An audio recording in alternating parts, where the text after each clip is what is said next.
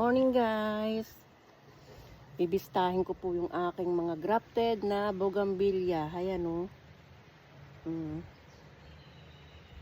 Ito yung aking eksperimentong ginawa na grafted sa root ng bougainvillea. Ayan.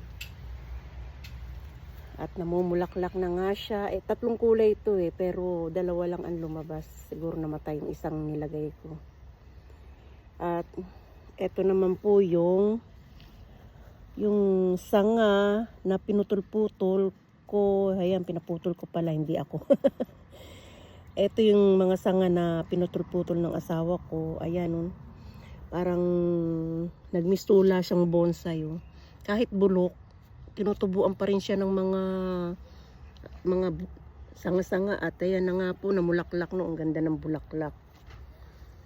Ayan, para siyang bonsai na rin ang dating.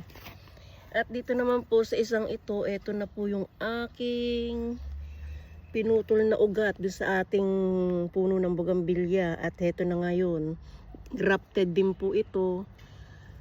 Maganda yung sanga ko na napili ko dito.